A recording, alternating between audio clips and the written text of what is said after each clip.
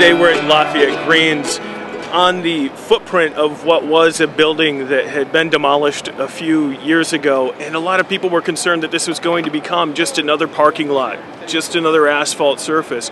But today was a ribbon cutting of sorts for the new Lafayette Gardens, which is a garden sponsored by CompuWare. Food grown here will actually be going to Gleaners Community Food Bank. So not only is it a good reuse of the space, but it's also benefiting the community. How much of an effort has this been from a CompuWare standpoint, I guess? What's been involved and why do it in the first place? Right. It's been a huge CompuWare effort. Our chief executive came up with the idea and sort of tasked us to it. And we sort of led the charge, but had a lot of partners within the city, and also, with our contractors and that sort of thing. But in terms of, funding and sort of getting the thing started, it was a total CompuWare effort. Now, the partnership with Gleaners to be able to take the fresh fruit and vegetables from here and put it in the food bank. How did that come about? How did that partnership come about? That came about just because both myself and the garden manager had worked with Gleaners in the past, and had really good experience with them, and they also were able to take on fresh produce and are really flexible about picking it up and sort of and that sort of thing, and we're really super excited to have it to take it on. And also we're not just limited to Gleaners. We're looking at other places, but just with this first season we had no idea what our yield was going to be, and so we decided to start with Gleaners, and then sort of if we can expand, we'd like to do that. How has the community downtown been responding to the garden then? We've had a great response. I'm just overwhelmed with the positivity of the response.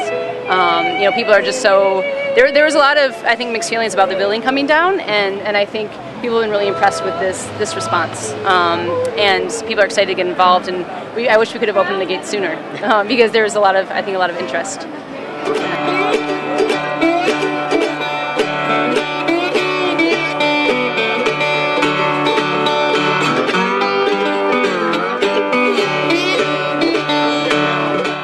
This is really nice, and God willing, it can get replaced with a nice new building someday. But in the meantime, we're going to have people really benefiting from this and having a great life experience volunteering on it. My parents hail from South Carolina, where they were actually farmers.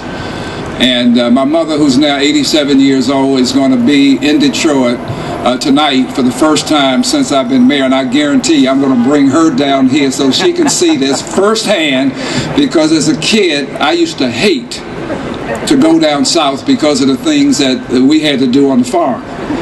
So even though I was a city boy born in Washington, D.C., every summer up until I was 13 years old, I had to go back south and understand what my roots were all about. And I'll tell you, I didn't like it then, but I like what I see now. When I was coming over here, I stopped in front of the Book Cadillac Hotel, and I asked the valet, where do I park? I'm going to go over to visit Lafayette Gardens. And he had this giant smile on his face. And then when I pulled in, I told the woman that was taking the ticket at the parking garage, I'm going over to the garden, and she had the most giant smile.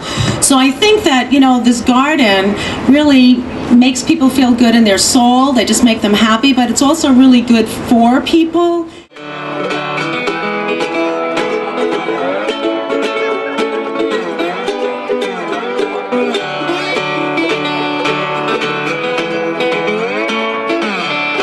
Taking a look around the garden, you notice that there are a lot of people milling about, a lot of people excited about what's happened here today.